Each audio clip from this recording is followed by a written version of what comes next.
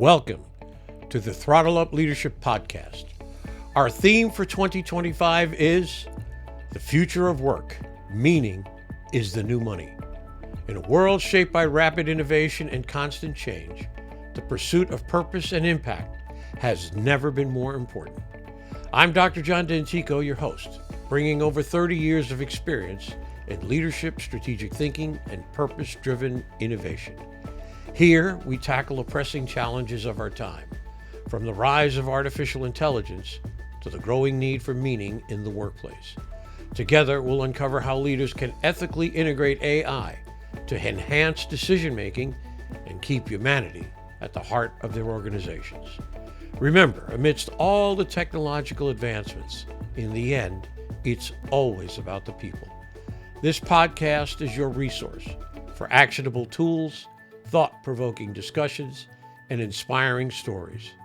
It's time to go beyond leadership development and focus on leadership impact, creating workplaces where people thrive, innovation flourishes, and meaning truly becomes the new currency. Thank you for joining me on this journey. Now, let's throttle up and dive into today's episode. Hello and welcome to the Throttle Up Leadership Podcast. I am your host, Dr. John Dentico. With me today is Ryan House, a business development executive with 17 years of experience specializing in growing marketing agencies.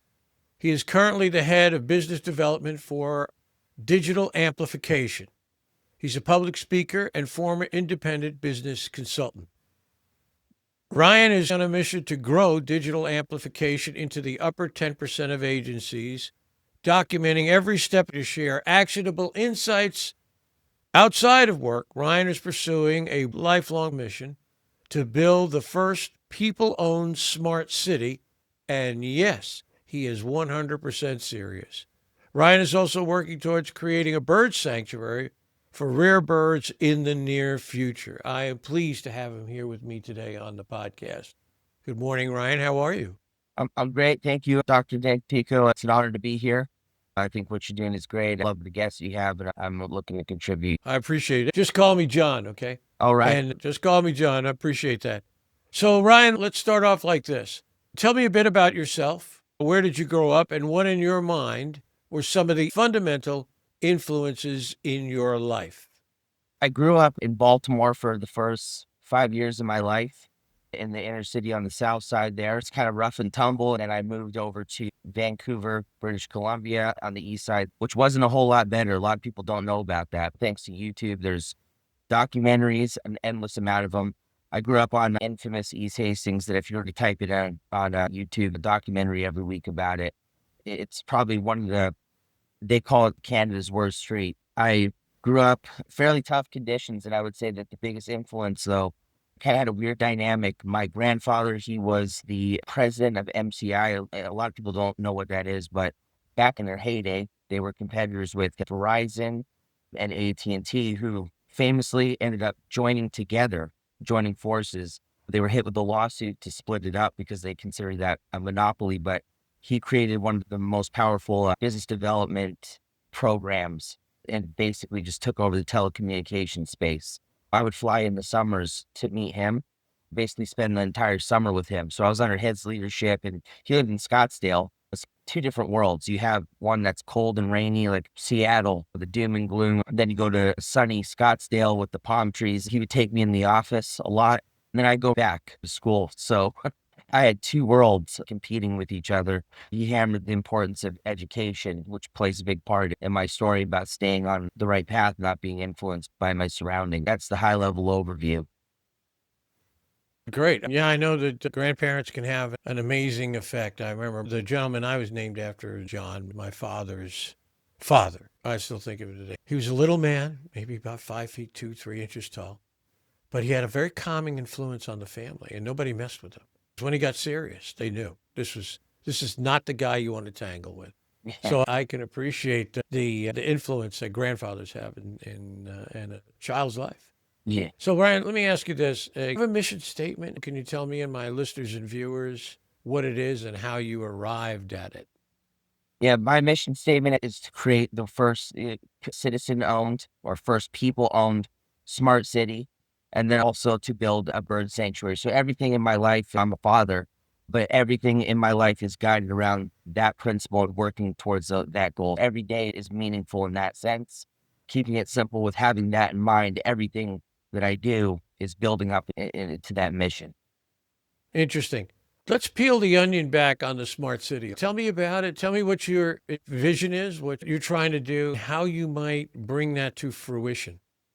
Yeah, it sounds lofty, right? And it sounds like one of those people that just have these delusions of grandeur. I know the optics of everything, but it's very practical. The reason it came about was during the pandemic. Being out in Scottsdale, the scariest thing was when I went to the store, I was told there's no water here and that I'd have to come back. We're limiting 2 cases per person. Hearing that, you're like, water is the very first fundamental right. Every living organism at least has access to air and water. And so when I was looking up what could be done about a sustainable lifestyle to where you would have access to something like that, I did a lot of research and outreach. I'm a cold caller by nature, thanks to my granddad. I connected with some people working on something called a smart city.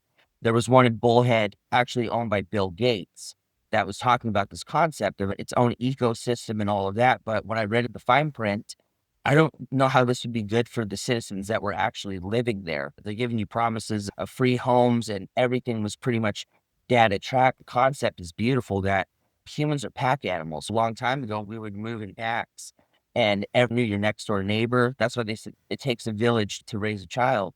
If you look and trace back human DNA and how we evolved as a species, we were in packs. And that's when we were able to flourish the way we are. We're in a very globalized society. 75% of the United States is now urbanized. Those predictions made 10 years ago that said we're at 60% ended up becoming true. We're all in coastal cities. We feel the most disconnected that we ever have. It's very rare, unless you go to really small towns, that we know our neighbor, that we know them by first name. I don't even know my neighbors. Everybody kind of just minds their business, which can be a great thing for some people. A child's development or your well-being in person, I think having that kind of community-based lifestyle, like the Amish do this, that's another reason why it's not so far-fetched. They do something to a similar degree, but my idea was something more robust in terms of how we craft the city itself. So I actually did meet some people later on, a couple years ago, that were very close, but there's a lot of governmental restrictions. So I was this close to actually achieving this dream. A fellow who worked with the FBI for about 20 years, it fell through just because the signing wasn't able to happen. It was supposed to happen in Georgia. So I started looking into things. What is preventing this outside of Georgia? And it's just land. That's really what it is. But you can do things these days where it's crowdsourced. Everybody chips in the pot. You have these different types of communities that do this for other things. If you've got enough people to buy in like parcels and parcels of land, it's not so far fetched. They have algorithms that build apartment complexes that we see across the entire United States, like in Austin, Texas. You can see that there's apartment buildings that are modeled the exact same as in Arizona. When I dug into that, I did find out there is AI that will tell you how to build the cheapest possible apartment complex with these materials, and they'll model it out for you. So there is a way to do this very efficiently and streamlined. It got me thinking, what would be the total cost? It could be something that is done building the plane while you fly. So really what it is just finding a plot of land and getting buy-in from multiple people where it would be approved, and the logistics of it could feasibly be done. As I mentioned, we were very close to getting that done. I wish you the best. Activity is a beautiful thing. Yeah. I'm a big believer that the single most powerful force on earth is imagination. If you can imagine it, and you can put the different pieces together and work it, at the very least, you're going to learn some things that work and some things that don't. And bringing a group of people together in a collaborative spirit will take some doing. People have different perspectives on how things should run. In the end, forming a smart city, but forming the government that oversees it and runs it could be a horse of a different color. So we'll see. I wish you the best and see how it all turns out. Yeah, thanks. And let me ask you this, Ryan. We'll switch gears a little bit here. If someone were to walk up to you and ask you for your definition or perspective on leadership, what would you tell them? It's a show me game, 100%. There's a lot of people that have different leadership styles. Mine is frontline, and I found that to be the most effective throughout my career. I was employee number 9 of a company called Zog Digital. We ended up growing into about 82 people before we were purchased, and that was the goal. My team was built entirely on misfits. They were people that were not salespeople from other departments that were wrongfully on the chopping block, and it was not their fault. I saw promise in them. I had decisions to make in a split amount of time. I can go on the hunt and try to find this superstar, or I can say, you have high knowledge in your craft. How would you like to join my team? I know it's a little outside of your comfort zone, but we can do this. There was no formal onboarding. We had to get going. I just led by example. I did everything. I said, just watch this, follow me. And it worked. And so it was from the front line. I was head of business development. So I could have easily, at that point, with the budget that I had, I could have got a manager and sat back in the office and said, guys, just make me look good. My grandfather, famously at MCI, as president, would walk down among people that were cold calling, and he would take the phone from their hand and do it right there on the spot with them. He would go person to person. This is thousands of people on the phones. Oftentimes they were young. They were maybe college grads. Maybe they didn't go to college, but they were not seasoned. But you have the president snatching the phone from you. There's a reason he was remembered. When I did a college paper, I had to put it online. I had people pouring in saying, I remember BZ, and they would tell their war stories. He would sit beside me for 20 minutes coaching me personally. So I learned from him that hiding in the back is not really the best. So leadership to me is a show me game. Show me and don't recommend things that you yourself wouldn't do. And that's to me what it's all about. Interesting. Very, very interesting. I just couldn't help but think of the line from the movie Moneyball, where Jonah Hill tells Brad Pitt's character, we're going to create an island of misfit toys. And I thought that's such a great one line. People come in, they have different wants, different desires. And the unifying theme for everyone is this sense of meaning in life. The idea that we're all looking to do something meaningful, impactful, make a difference, if you will, because that brings life. It raises your spirit and quiets your soul. And I think that's a unifying thing. Many times when I'm doing talks or presentations or talking to other people on the podcast, we always talk about this sense of meaning, and that many organizations don't understand that. They don't understand how important that is. And if they focus many times their recruiting efforts on that, their recruiting and their managerial and leadership efforts on that, they could go a long way with just that one thing. How do we create meaning for everybody that's part of this company? So I appreciate that very much.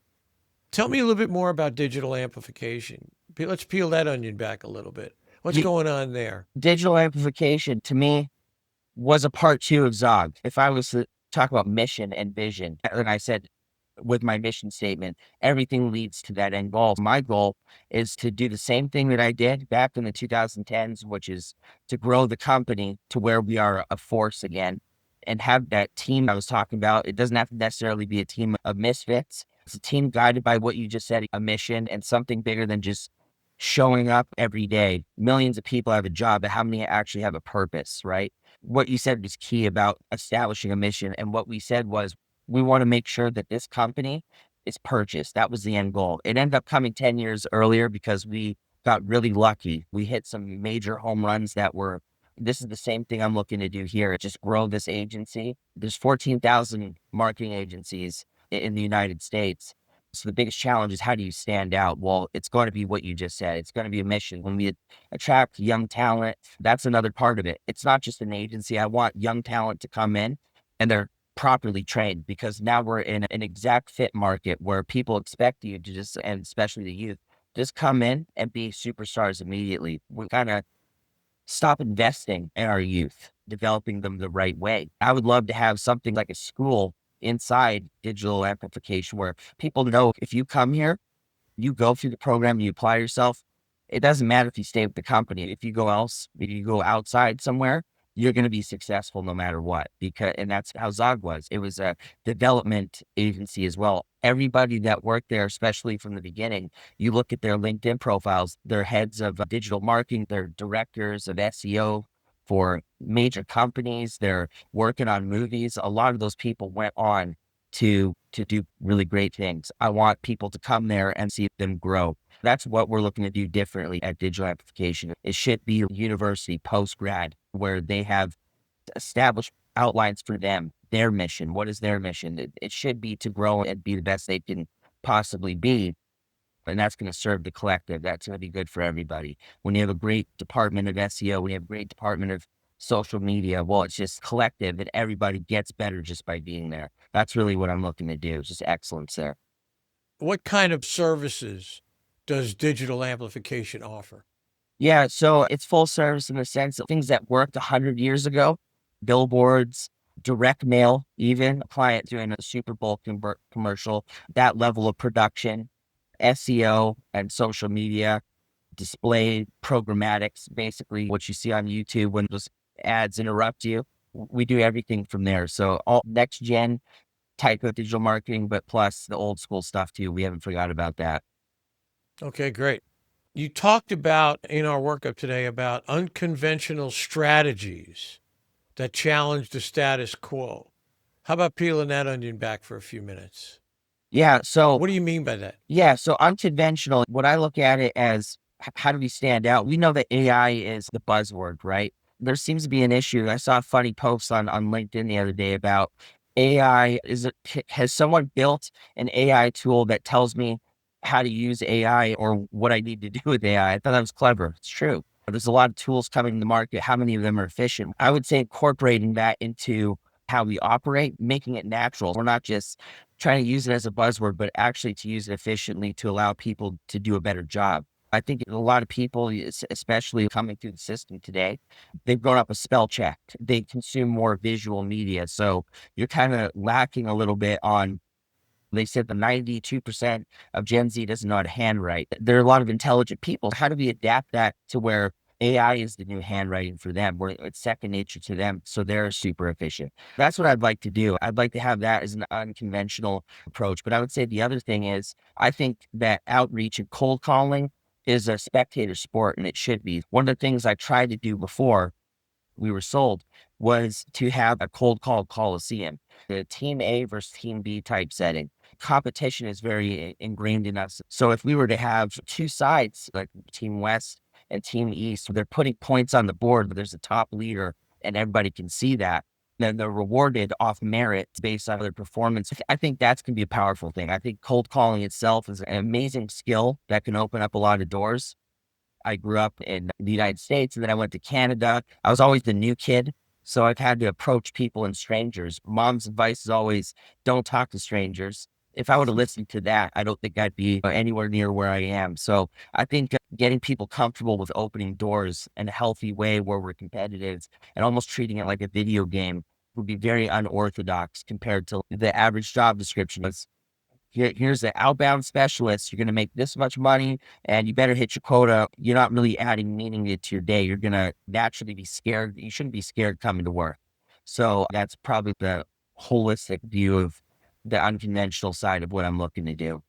In fact, you kind of opened the door for me on the next question, and that is the integration of AI in your business and in life in general. I have an account on ChatGPT. I have the $20 a month. I'm paying my $20 a month. Yeah. And I have, and I have used it already, still learning it. I've completed my certification as an artificial intelligence management professional, which is really concerned with the ethics side of the house, explainable AI, transparency, and how AI crunches numbers and what it's using to create the output. That's the concern of the ethical side. But as a tool, I've come to understand how powerful and helpful it can be.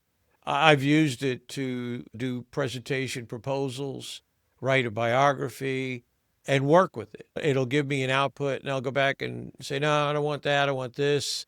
Add this piece. Boom, it redoes it. It's just an incredibly helpful tool. So I'd like to ask you a bit more. How do you see your work in digital amplification and AI merging and helping each other, if you will? Yeah. So I think that the key is understanding the clients and what they're asking for. The objective is that they're looking for strong reporting. There's just been a lack of strong reporting in the industry. And that's always comes in at number one. It has like Forrester research mentioned. We want better reporting. That could streamline that process very easily if you have the right systems in place. We're already doing that. The founder, Jim Thompson, he's a very analytical guy. So he was working at American Eagle and implementing those systems like ahead of his time. Unheard of, but he's built a lot of models. So that's where the foundation is. That was manual still, but now we have the tools to create robust reporting in the sense of the details that give you. You look at marketing as maybe a car. Well, it's going to give you the hood no matter what, you're looking to, an x-ray view of how a car is and how it's running, and help you make adjustments in real time. It's very dynamic these days. If you're making a mistake, you don't have to wait a month to find out if the results are not going to be great. You can catch those early signs to say, hey, you keep going down this path, you're going to be losing money. That's huge. There's been a joke in marketing since the 80s, which is I spent a lot on marketing, but I don't know where the other half went. Saying marketing has been hit or miss. I don't know what's performing well and what isn't,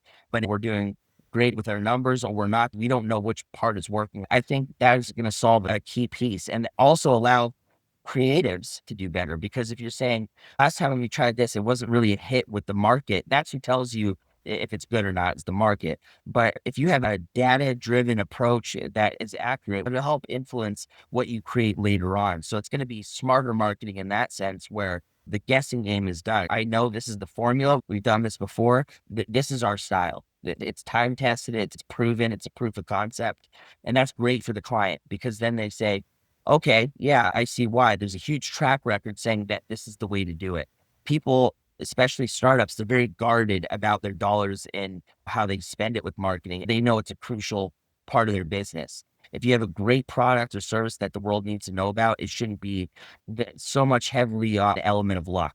There should be some sort of predictability with it. I would say that's the main focus. You can create great autobiographies, create great content, but the engine is going to be truth and integrity in marketing. Right. And I think what I use it for in my subscription to ChatGPT, I've uploaded a number of different kinds of documents. I've uploaded my book in PDF and different things like that. A lot of times the way I'll use it is I'll say, I want to do this and I want to come at it from this perspective. So it lays out options. That's one of the best things that it does. It says, okay, here's some things that you could do. Here's a list of different things you could do based on this.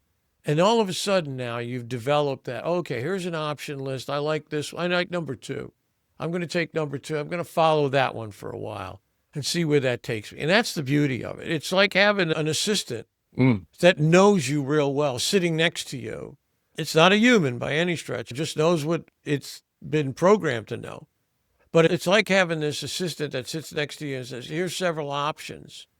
And then it may key you in certain different areas. So far, it's been really helpful for me. But in terms of, you get writer's block. You've heard of writer's block, or you get creative block too. I'm trying to go down this road, but I just can't figure out which way yet. And it will help you do that. So I think that's really great. So Ryan, we're getting close to the end here. So I'd like to ask you my favorite question, and that is simply this. If you had a magic wand and you could wave it at any issue or problem in your world, what would that problem be and why? Yeah, if I had a magic wand, I would say it's probably the efficiency of our time. If we could pause time, not just elongating the day, but our ability to focus on a singular task. If we could shut out all distractions, that's what I would use it for. Let me give you an example. A lot of today's problems, not saying that mental health isn't a real thing. It most certainly is. We're in the most medicated time period where depression and anxieties run rampant. So it is a very real thing. It's our chemicals. But what comes down to our day to day, when you talk about mission, a lot of our problems could be solved in a dark room where the lights are off and it's us in a chair just thinking through things. It's important not to overthink, but reflection, I think, is a lost art. We look at our ancestors and throughout time, we look at the 90s and the creative spurt that happened with music and books and the introduction of genres like cyberpunk. It was one of the most creative time periods. A lot of it was we had a lot of time to dwell on things. So did our ancestors 2,000, 3,000, 4,000 years ago. They're very smart. That's why there's so many philosophical books. That's why some of the greatest thinkers of our time came through those periods, because they had a lot of time to sit there, ponder and think about things. But what's going on? Why don't we do that now? Well, we have endless amounts of distraction. In some cases, I would say phone addiction is huge, right? It's preventing a lot of people from maximizing their potential. So what would that magic wand do? It would allow people to disregard those feelings, the urge to reach for a phone, the urge to consume media, and to just solely focus on whatever the task is. Even if it was just 3 hours, if that wand only had a solar powered and only gave me 3 hours at a time, those 3 hours of meaningful, deep, concentrated work would be life changers for a lot of people. I believe that a lot of productivity issues comes from a distracted mind. And it's like, who's to blame? We have to take accountability. Really, is that the case? When I look at my email inbox and there's 900 emails that come in, not all of them good, most of them not. I go on LinkedIn for prospecting. Well, now there's an article about some technology, and then you click that. So no matter where you go, every corner of society is meant to distract you. How can we shut that noise away? I think a magic wand that could do that would be excellent for so many people. And maybe they would decide, I don't need the magic wand anymore. I didn't know I could do something, accomplish something in such a short amount of time. I would say Yeah, that's my answer. I think it's a great answer. Thinking, just stopping to think, I don't think is as well used today as it should be.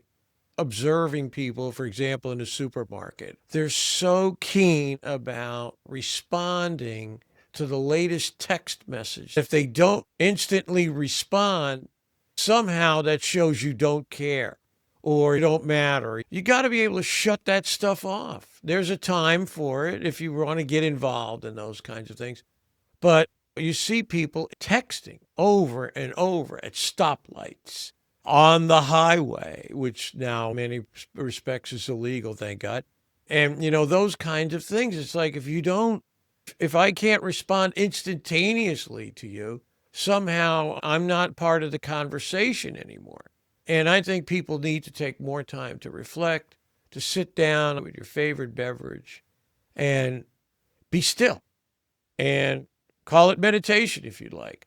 But just to be still and not try to think about things, just try to be open to the things that come is such a vital part of understanding where you are and being able to develop, quote unquote, foresight in knowing where you are and then being able to say, well, this is where I think I should go now based on who I am, what I want to do. Like you say, finding your particular mission. I don't think you can find a mission if you don't take time to think about it. You're just reacting. It's a reaction rather than a thoughtful response. So I truly appreciate that. I'll let you close out. Any other thoughts you have there? I just want to thank you again, John, for having me on here. What you said leads me to other things. I feel like I could talk to you all day, but what I would close out to say is be more thoughtful. Everybody listening, it doesn't have to be meditation, but one of the most powerful things you can do, and something that I do myself every day, is to just shut down the phone. The world won't stop spinning. So you don't have to go in a dark room, but just reflect on things. It will change your life. It sounds dramatic, but that's because it is. You will have more peace and inner peace when you can think about things thoroughly, when you don't feel like you're being pulled. Stop time for a second and just really think about yourself. When people say that the day got away from them, or how did these years just fly by like this? I feel like a lot of that is because we are stuck in routine. That's why time feels like it goes so fast. You want to stop time, get more of yourself back, and ask yourself tough questions. Maybe not the most comfortable, but you need to address. A lot of that can be done. Rehearse conversations in your head that you want to have with somebody. Maybe people that you haven't talked to in a long time. When you think about those, reflect on a past time in your life. Maybe you'll call somebody that you'll pick up the phone, give them a call, and it might be the greatest conversation. It's more about just don't lose sight of what happened. The people in your past, things that used to make you happy, you might come across those and go, I've always wanted to learn guitar. I'm going to do it. Those are the types of insights that come out when you just stop and just listen to your inner monologue. That voice in your head, be friends with it. That's what I would say. Yep. Yeah, and try not to run away from your past because eventually it'll catch you. That's right. Let me tell you, it's the truth. Listen, Ryan, I can't thank you enough for being here on the Throttle Up Leadership Podcast today. I wish you all the success in the future. Very happy life. You as well. Honored.